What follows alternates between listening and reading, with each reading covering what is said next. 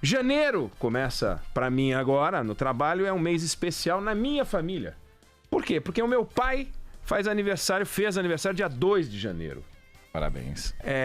A minha irmã, ele chama Cláudio. A minha irmã Cláudia fazendo aniversário hoje. Parabéns, Claudinha. Claudinha. Eu tenho um filho que fez aniversário dia 4, o Marcelo. Marcelo, parabéns. E o André, Cláudio que Neto. fará aniversário dia 14. Ou seja, festejaremos. se você perguntasse assim, qual é o mês do ano com maior quantidade de gente que faz aniversário que eu conheço, é o mês de janeiro, pra mim, da minha família. Sem falar o dia 29, que é o meu.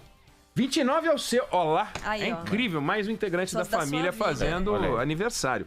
E o Marcelo fez 18 anos, ou seja, o meu mais novo passou a ser maior de idade. Você sabe que a paternidade ou a maternidade são medidas por etapas, fases, né? Então, sei lá, vem o filho, isso é uma etapa importante e tal. Aí o filho vai à fralda, que também é outra etapa importante. O filho vai pra escola, também é bacana. Tá alfabetizado, já sabe escrever ovo, sabe escrever... Ovo só não é o suficiente, né? É muito fácil, mas tudo bem.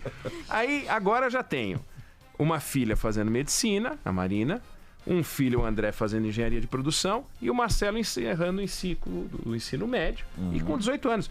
Ele estava com 3 amigos dele, e ele era o responsável do grupo. Não dá pra acreditar, olhando pro Marcelo, que ele passou a ser o responsável juridicamente. Eu falei pra ele, ó, crimes, pra sua sorte, pra sua tranquilidade, só até meia-noite, porque a partir de agora o máximo que eu posso fazer é te visitar. Sim. Né? E dar amparo. Então, evite. Então, agora, todos os filhos são maiores de idade, o que é uma coisa impressionante. Então, 2020, pra mim, é um marco nesse sentido. É uma coisa interessante. Bom, 2020 começa também com 2 boas notícias num setor essencial para a economia brasileira, que é o turismo. Turismo. Saiu um dado dizendo que o Réveillon no Rio de Janeiro bateu um recorde de turistas, o que é muito bom. Eu tava lá. Você estava lá. E talvez Ajudei, por isso gente. tenha batido o recorde. Ajudei. E o Carnaval do Rio também promete. Então, 2 boas notícias, porque o Rio de Janeiro é a única cidade brasileira que aparece na lista das 100 cidades mais visitadas no mundo, segundo o ranking da Euromonitor 2019. Está em 98º, mas está entre os 100. Tá. Né? Buenos Aires está em 85º, o Lima está em 89º, mas o Rio está lá, 98º. Então ele é uma espécie de termômetro do turismo nacional. Se o Rio vai bem no turismo, o Brasil tem uma chance de ir bem no turismo. Se o Rio vai mal no turismo, é muito difícil os outros se darem bem. Então é um negócio complicado. O Rio representa 12% do turismo nacional. É muita coisa, é uma coisa expressiva, né? Então é ótimo saber que o Réveillon foi bem e é ótimo saber que o Carnaval também promete. Agora, o turismo é daqueles setores que não podem depender de datas específicas. Ninguém viaja para o Egito no aniversário de Kelpis. Do faraó. Né? O faraó Kelpis fez aniversário. Eu não tô nem aí que Kelpis fez aniversário, né? Ninguém vai para Nova York para ver o Réveillon em Times Square e daí nunca mais volta. Não existe isso. Nova York é Nova York. É todo dia Nova York, né? Assim, Paris, Lisboa, Londres, e tem que ser o Rio, e tem que ser São Paulo, e tem que ser Belo Horizonte. Enfim, tem que ser. A data da viagem depende da data que você pode viajar. Esse é que é o negócio. E daí, claro que você vai ter preferência por alguma época. Eu falei do Egito. O melhor período para viajar para lá é entre outubro e maio em função da temperatura, que é mais amena. Mas se você só pode tirar férias em, sei lá, em novembro, você não vai? Em novembro não, em agosto você não vai? Você vai. Agora, férias escolares interferem e tal. O Rio de Janeiro, por exemplo, de novembro a fevereiro, é o período de maior movimento. E, no entanto, é o período mais quente também e é o período de mais chuva. Então, e as pessoas vão para lá nessa época. O Réveillon e o Carnaval se encaixam mais ou menos nessa época. É um pouco móvel o Carnaval, mas mais ou menos nessa época. E é chuva para valer, é perigo e tal. E mesmo assim as pessoas vão. Você saber que de março a maio o Rio é melhor, que diferença faz? Você não pode, tem férias escolares, você vai para lá do mesmo jeito. Enfim. E 2020 vai ser marcado por uma mudança importante no turismo. Porque como o dólar está acima de 4... Muita gente que colocava alguns destinos internacionais vão tirar. Algumas cidades ganham muito com isso. Brasília ganha muito com isso. Porque conhecer a capital faz parte da lista dos lugares, né? Pô, vamos conhecer a capital. Você passa a ter um interesse maior em conhecer a capital, posto que você vai tirar um lugar onde cada real que você gasta te custa uma fortuna. Então é difícil. Aliás, cada dólar que você gasta te custa 4, ou euro, seja lá o que for. Então, tem umas substituições. Recife ganha com isso, Fortaleza ganha com isso, Brasília ganha com isso, e o Rio ganha com isso, porque 92% do turismo no Rio é doméstico. 92%. Nossa. É muita coisa. Enfim, então o Rio depende muito do brasileiro, né?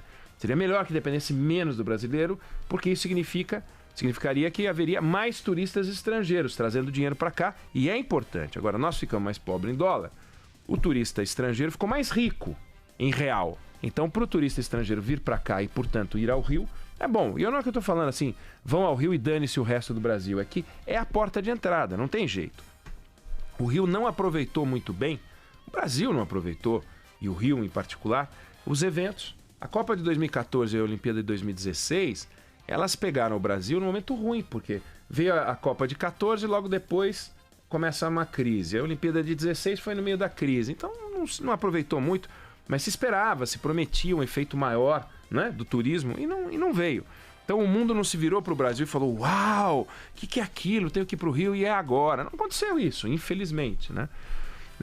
E o crescimento do investimento, né, o crescimento do turismo é um trabalho de formiguinha. E começa a nossa volta, porque o grosso do turismo no Brasil, a gente sabe, vem da América Latina. 40% dos turistas estrangeiros são argentinos. Você pega no México, 92% dos turistas são americanos, estrangeiros, né? Portugal, 80% é Espanha, Reino Unido, Alemanha e França. Não é Brasil, não é China, não é Japão, é na volta. Então a gente não pode esquecer que é na volta que a gente tem que trabalhar, tem que tratar bem os argentinos, tem que tratar bem os chilenos, tem que tratar bem os uruguaios, os paraguaios, todo mundo, tem que tratar todo mundo bem, mas em particular esses que voltam para cá, né? Tem que olhar, claro, para os Estados Unidos, para a Europa, mas temos que olhar para os nossos aqui também. E tem algumas iniciativas que se fazem ali no Brasil, no mundo, que a gente tem que prestar atenção. Por exemplo, Paris e Londres, países distintos. As cidades de Paris e de Londres têm trabalhado juntas para promover o turismo nos Estados Unidos entre os mais novos, sugerindo o seguinte: venha para cá e faça um combo aqui, vai para cá e vai para lá, vem para Paris e vai para Londres, vem para Londres e vai para Paris. Eles estão trabalhando juntos. Por quê? Porque eles sabem que não é assim, o cara vai para a Europa, vai visitar a Paris, depois ele vai para a Europa no ano seguinte vai visitar Londres. Não é assim. O cara uma vez ele vai para a Europa, ele vai voltar dali 4, 5 anos, 6 anos. Então, faz logo uma promoção antes que alguém vá para Roma. Então eles se unem. A Arábia Saudita e os Emirados Árabes criaram o visto conjunto. Você tem o visto para um lugar, você tem o visto para o outro também. É uma boa iniciativa. Então, tem coisas acontecendo. Washington está dando desconto no Ano Novo Chinês, que é uma data móvel. Esse ano cai no 25 de janeiro, daqui a pouco.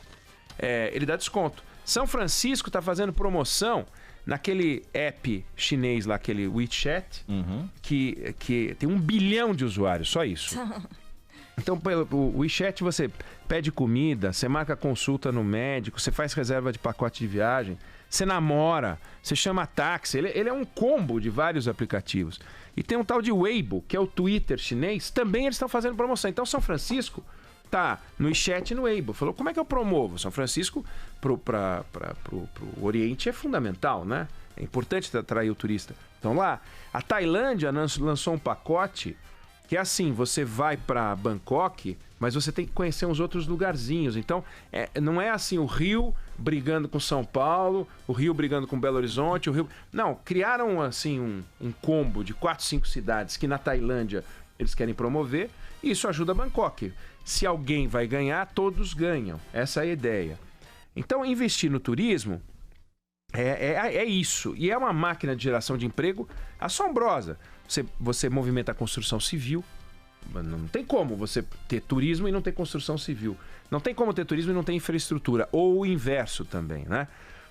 Você movimenta o setor de serviço, é mais gente trabalhando como garçom, trabalhando como camareiro, trabalhando no setor, né, recepção, cozinheiro, administração, e é emprego de grande escolaridade e baixa escolaridade, mas precisa de bom treinamento, não tem jeito.